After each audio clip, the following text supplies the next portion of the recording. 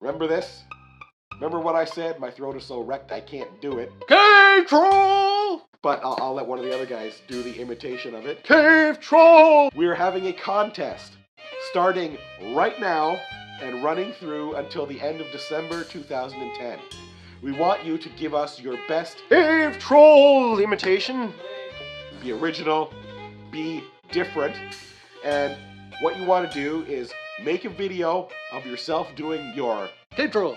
Wow, that was pathetic. Cave Troll. Post it on YouTube as a response to our Cave Troll review, and the more views you get, the better. Whoever has the best Cave Troll, we will send you an autographed copy of Cave Troll. The people with the top 5 videos with the most views will be taken by us, and we will look at that and decide which one is the best one. We will show all 5 of them on the episode when we announce the winners, and the winner will get, that's right, their own copy of Cave Troll, signed by all 3 of the amazing, fantastic guys at the Gamers Table, which will probably drop the price to half of what it was originally worth. We'll send you a copy of the game, wherever we judge the best. This is just our idea to give something to have some fun with the fans. So we want to see your Cave Troll videos. Post them up right away. And good luck to everybody.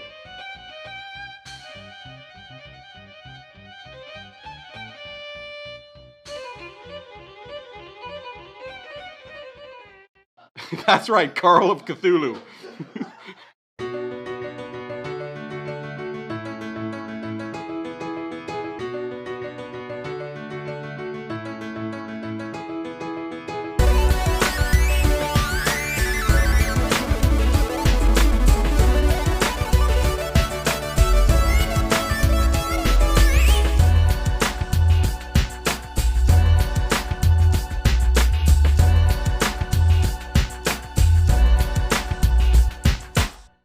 Welcome to the Gamers Table, episode 9, I think. It is Monday, November 29th, and we're reviewing Call of Cthulhu, the card game.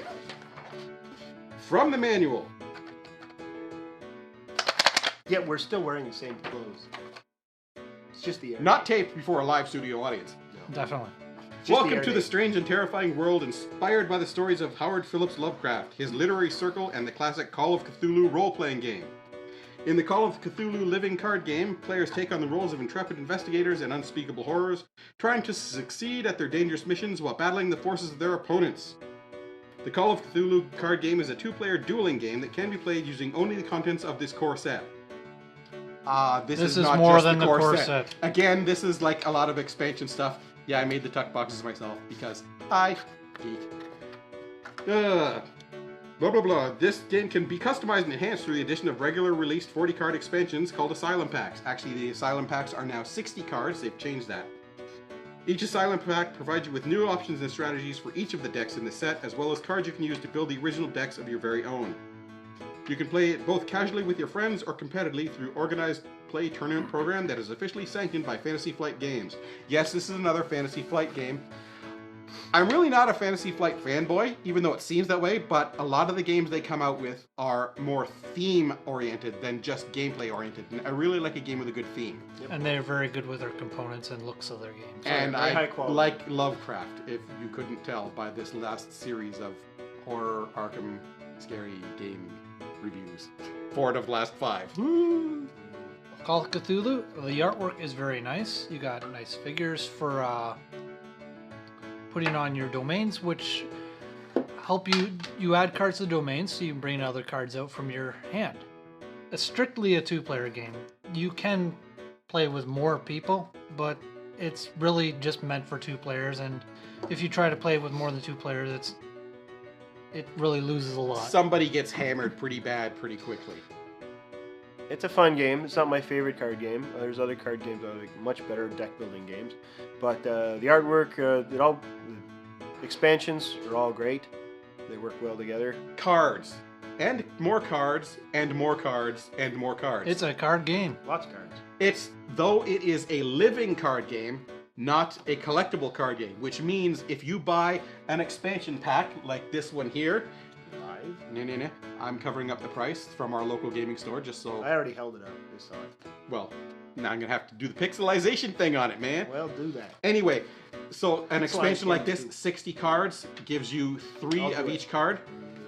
And you can expand it into cards for all the different factions. Considering how many cards there are, the artwork is consistently good. It never goes into that really bad line drawing cartoony aspect, which is very nice. Email time! Aha! This is from Board Game Geek. This is responding to our episode for Cave Troll. Cave Troll! I like pointing this out because we've only been doing reviews for a short while, and I like reading this, which is, I finally bought this game thanks to your review. Considering how little we actually talked about the game, the meat and potatoes of the game, that's pretty good. But Cave Troll, really one of our favorites. Anyways. Hope you enjoy it. I like it. Yeah, I hope you have a good we time tell with you it. whether we like it or not. We try to tell you why. I agree with Sometimes what the others we have don't. said, and generally feel that your review is a little rugged around the edges. That said, elements of it are great, and I really like the fact your folks are clearly good friends and the charisma of your group dynamic. I think you folks could offer something unique to the video game review market. 3 friends offering polished reviews of games you play together. Keep it up. Oh. We will, because... We're definitely not polished. No. I make it look polished by the end. You have no idea how much stuff I cut out. Oh, yeah. Man. Anyway, thank you. You see all the stuff he leaves in, you gotta wonder, eh? I'm glad you bought the game. I'm glad our review is the thing that pushed you over. So hopefully you'll see these reviews and buy a couple more games. Okay, we've got another one. This one actually went to thegamerstable@hotmail.com. Good. People start sending questions there. We'll answer them. If we get enough questions, we might even do like I said, a review, A special email show. an email only show. Maybe like that Ask a Ninja, and we'll just like do a real quick, snappy question and answer. So send in questions, goofy questions or not. That would be fun. You know, send your emails just why. Of course, you know the answer is because. Okay, this is from Carl M. Hi there. First off, I just want to say that I really like your board game reviews on YouTube. Hey, good for watching them on YouTube. They're also on Board Game Geek. And keep up the good work. Although giving a game 10 out of 10 just because you won it is questionable criticism. Oh, that was a joke. Okay, remember, we I did really give a like the lot. game. There was a lot of meat to that review before we gave our 10 out of 10s, and you know that's not the only reason It's, they gave it. it's a Well, deep More like a lot game of fat, but with lots of stuff to it. Yeah, we could have done like an hour review on that game, but no, I honestly like the game a lot. It plays really well. we don't want to be boring, you know, so we don't. Now, I'm looking for a good 2 to 4 player game to play with some friends of mine or family occasionally. Okay, that's the important criteria. All of which are not hardcore gamers. And although I'd love spending hours playing a good board game, I don't think they would. His options he's given us here are Cave Troll, but he says his local game shop owner suggested Carcassonne. And so he was wanting to know which ones we think would be better. Personally, Cave Troll hands down over Carcassonne. Carcassonne is really not my type of game, so just for that I would recommend Cave Troll, but with his criteria, family and friends who aren't hardcore gamers, Cave Troll is really easy to explain, and you can get people who don't play games to play that game because it's fun. Yeah. Nice, simple game. Much easier for usual non-gamers. Family time game. I would give the edge to Cave Troll as well, because in Carcassonne there's a little bit too much decision making to make. Lots of decisions. Cave Troll is a lot lighter. And with Carcassonne, if you're playing any of the expansions, it just makes the play time go that much longer. If you're gonna go with Carcassonne and you want a shorter game, play the base game, that's Yep. it. Much lighter game. So thanks for the emails. Keep them coming. And feel free to ask us questions about which games we like, which games we don't, or if you're having trouble with a game, you know, write it in. One person did write in asking me for clarification of rules on Cave Troll. Not a Cave Troll expert by any means, but the questions he asked were ones that were easy to answer, and he found a mistake in the rules book. Yeah, the trouble his interpretation was the cards say do this to any hero. And in the example in the game, they have the Wraith coming into a room that's already full and pushing somebody out, and it says so it pushes out the blue orc. Wraith can't push an orc, it's a monster. It's not a hero. So that's wrong in the rule book, unless somebody else's monsters are considered Good to be show. heroes. But it's not, so his confusion was understandable, and yeah, monsters can't push monsters, they can only push heroes.